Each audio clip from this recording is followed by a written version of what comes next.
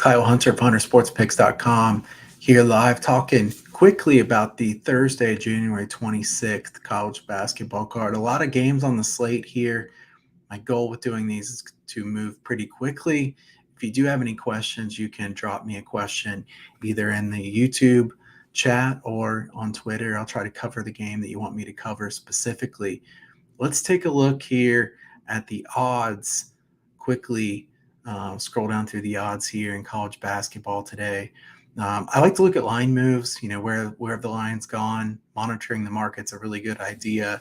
I feel like one of my strengths is, understanding market movements and predicting line moves. Doesn't always get you wins, but that closing line value is certainly very helpful. At the top of the screen here, Georgia State, App State up to 128. Doesn't surprise me. Those low totals usually get bet up. My number there is 126, so it was right at the opening number. Slightly into the under, but hard to take under 128 unless you really like it. Wisconsin, Green Bay, Northern Kentucky. This is a game I was hoping to be able to bet the under on, but the number pretty much at 124.5 across the board at this point. I think that's a difficult number to just blindly take an under on when Green Bay is playing such poor defense. This is a very poor defensive team that happens to play very slow, but they sometimes give up very high efficiency numbers to the other team. Marshall's a good home team. Not surprised they're laying a lot of points there. As we kind of look down through here, Iowa and Michigan State. Michigan State, some injury issues, so keep an eye on their statuses. I don't like betting Iowa on the road. I don't trust this Iowa team. I think McCaffrey's a good coach, certainly not one of my favorite coaches, but Michigan State's a pretty good team. I think that's probably a good pass here today. Little Rock and Morehead State, a game that I considered betting the over. My number here was 145.5. You see it open 145. It's now 143. I definitely do lean the over in that game. Morehead State slows the tempo down. They do foul quite a bit and get to the line a lot. Little Rock is a team that fouls a ton. This is a team that plays really quickly and is doing a lot of fouling. So that is a game where I would lean over, thinking that there'll be plenty of trips to the charity stripe in that game. But I didn't end up pulling the trigger in that one. Kind of scrolling down, looking. Fairfield, Mount St. Mary's. Mount St. Mary's big man has been out here lately. I know that he was out their last game. Malik Jefferson, questionable for this game. If he doesn't play, I think Fairfield's a pretty good play, maybe even an under. So keep an eye on his status. Usually you don't know these type of things till right before the game starts, especially for those small school games. Northeastern and Towson, the total's been bet down 2 points. My number was 129, so I'm right in the middle of that one. Nothing that really stands out to me about that one. Wilmington's been really good, laying a big number against the Monmouth team that is just having a really rough year. I think that one makes sense. Memphis totals go up every single time. So if you like Memphis overs, you want to bet them early. Memphis is a team that is playing extremely fast, and they're a little bit more efficient on offense than they've been in some of the past seasons. So if you see a Memphis total right on the open, pretty good shot that you could possibly grab the over and then bet back the under later, and even have a decent middle. That's been happening pretty often on Memphis games. So like I said, if you like the under on a Memphis game, you want to wait. If you like the over, I think I would go ahead and bet it early. Here's a look at Memphis on Ken Palm. Memphis is 21st in tempo, 18th in average possession length. I like to look at this a lot because I think the tempo number can be a bit skewed based on who you've played against. Average possession length on offense is usually more important to me, especially if you think the team is a good team, then they can control the tempo. Memphis, 43rd in offensive efficiency, but consider last year they had those major turnover problems. They shot the ball okay. This year they don't have near as bad of turnover issues as they did last year. They're getting to the line a lot, and they're shooting 74% from the line. So tend to like overs with Memphis, but this game has gotten pretty high. So I'm going to pass on that one. As we look down through the slate here, Troy and Lafayette, total has come down a bit. I know this line's been kind of all over the place. I think this one went up initially, and now it's Yeah, it came down, back up, bouncing all over the place. You'll see quite a few line moves in the smaller school games throughout, but in general, I think that one's about right. My number is 143, so I'm sitting right in the middle of that. Georgia Southern and Texas State, I have 122 in this one. I lean the under. As I said before, I don't love taking these really low unders unless I feel pretty confident about it, because all it takes is one stretch of fouling at the end of the game or overtime. That's something to consider too. You have a -2.5. This game could easily go to overtime. Um, Charlotte Rice pace war game. These two teams want to play completely opposite ways. We'll see who controls the pace. Will it be Charlotte with a bottom five tempo, or Rice, a team that likes to really run? That'll be an interesting game. South Dakota State and St. Thomas. Under the radar. You guys know I love under the radar games. If you've been following me at all, you know that under the radar games are my favorite. This is a interesting game because St. Thomas, this is a team who plays slow, but they're very efficient on offense and very poor on defense. I want to pull up some numbers here so I can kind of show you what I'm talking about this St. Thomas team. The Tommies, just not a good team on defense at all, but they're very, very good on offense.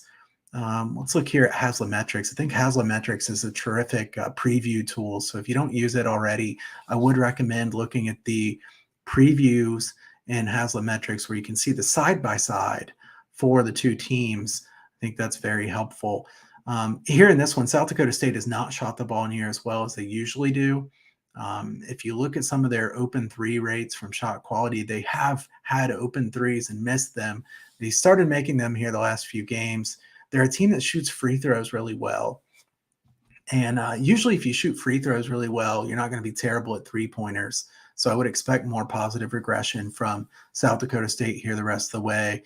They have some momentum on their side here of late. They've played the much tougher schedule, have the Jackrabbits. St. Thomas, tempo-wise, you see the Turtle here, 244th, but their defense is really weak. This is a team that is pretty good on the defensive glass in general, but they, in general, are not very good at defending much of anything. 275th against the three, 303rd overall field goal percentage defense.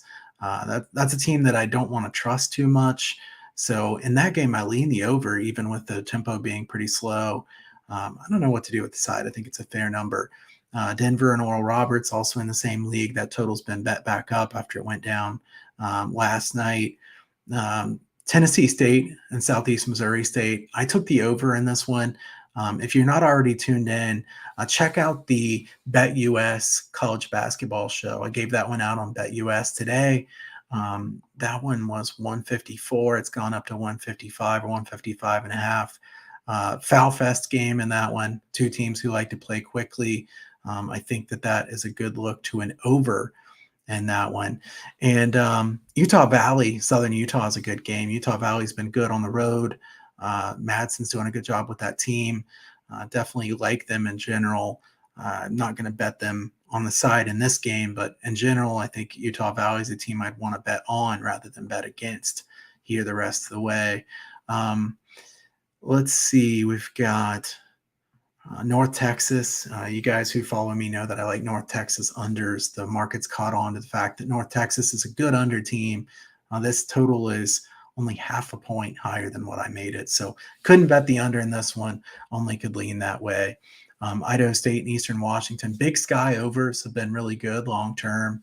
I will tell you 56, 57% if you just bet Big Sky overs in the last 10 years or so. So if you see a Big Sky game and your total's better, you want to think over first, just as an initial lean, and then go from there. USC at home against UCLA. I want to look at this game here for a minute because this is a game that I do have a fairly strong lean on, and it's obviously a really good game. Here's the Haslametrics preview page on that one. UCLA won the first game. It was 59 possessions, stayed way under the total. I think this will be another slow-paced game. UCLA has been very good at forcing the opposition to play their style, which is a slower pace half-court game. Thing that's interesting in this one is USC is really good at defending the paint. You see their near proximity defense, 18th, mid range, 6th, field goal percentage defense, 5th. They're actually number one in the country in 2-point field goal percentage defense. I think they can give UCLA's offense some trouble. USC on offense is a team who, if you look at what type of shots they're usually taking, they're usually trying to get to the basket or shoot mid-range shots, really high mid-range rate, but they are good at those shots. So usually you think mid-range jumpers are probably not the best shot to take, but this team has been good at them. So not a terrible thing here in this one. I do think UCLA is a good team to buy long-term, buy some futures on them. I saw plus 325 for them to reach the Final Four. I think that's a good number on UCLA this year. I think they're a very complete team. And in this game, my lean would be under 134. My number here is 131. I probably will bet at least something small on the under in this game. I don't think it'll be a client play for me, but a small personal play on the under 134. This should be a good game. Looking forward to seeing this one. Let's see as we go down the rest of the slate. Colorado and Oregon. Colorado's been back and forth. Oregon's usually better late in the season. Purdue and Michigan. Let's take a look at Purdue and Michigan. I like under the radar games, but we have to talk a little bit about these bigger games as well. Purdue, look at Haslametrics on record quality, second in the country. The schedule strength is about the same between these two. Michigan has been wildly inconsistent. You see consistency rating 356th out of 363 teams. I think Michigan is very capable of a big game. The question is, when does it come? In a game like this, you see the odds of Michigan +5. You're getting a pretty decent money line price. Let's see. The money line here on Michigan is almost plus 200, plus 190 I see out there. So I think that's a decent look, taking a chance with a team with high variance like Michigan. You don't know exactly what they'll be, but their upside's very high. They need a big win. I would take Michigan plus the points if I was betting this game, and I don't mind a money line look on Michigan as well for this one. Through the rest of the slate here really quickly, we've got Portland and Loyola Marymount. Had somebody ask MPK 330 on Twitter asked me to cover this game. So I'm going to take a look at this one. I'm happy to do that. These are these under the radar games that I really love the most, and I think they have the most value. Portland at 11-11, Loyola Marymount 14-7. Remember what Marymount just did in their last game. They just upset Gonzaga. That was a really good showing by them. They have to be feeling pretty good about themselves, though. They've had a week to think about, hey, we just pulled off the biggest win that this school has had in years and years and years. They're reading all the press clippings. They're hearing about how they're amazing. I think this is a bad spot for them. The problem I have now is the line was 7. It's 5.5. I would have liked Portland at 7. 5.5 is getting a bit short for me. My total is 154 on this game. And unfortunately, the total has moved from 151.5 up to 153.5 or 154. I think I would still bet the over if I had to bet this game. You see the two teams tempo-wise, 59th and 134. You see LMU has a lot of offensive advantages here in this game. Especially note that 3-point field goal percentage advantage because they're taking a lot of threes. Haslametrics expecting almost 50% of their shots to be 3-pointers in this game. So that edge is really important. I do think that Portland will get to the line a lot. They're good from the free throw line. I think Shante Legans is a really good head coach. So I expect Portland to be a good team here the rest of the way. ATS, it's just the numbers come down so much that it's hard to bet it at this point here today. Irvine Fullerton, a good game in the Big West. Love betting that conference. Would have leaned under. It's already come down a little bit. Cal State Northridge, 127.5, 128. I think Northridge is a good under team. San Diego, you see San Diego weak defensively, though. So I'm going to pass on that one. And Arizona, Washington State. Arizona looking for road revenge. That's been a good angle in the past. Usually I like to bet Washington State at home. I wish they hadn't won that game on the road because I think it makes it tougher. Down into these extra games really quickly. Merrimack game up to 119.5. Let's get that one up just a little bit higher. Maybe I can bet the under. Merrimack's a really good under team. They're also a team that I bet the live under the other day. I'll try to have some of those plays on Twitter going forward as well. But if they get some scoring early on in a Merrimack game or a team like that, I think live under is a good look. The rest of the way down through here, obviously way under the radar type games. I think Houston Christian, Northwestern State was a strong lean for me to the over. I didn't actually end up betting that, but Houston Christian so weak defensively. They push the tempo a lot. I think that could be a decent high scoring game in that one. So I do like UCLA under some here.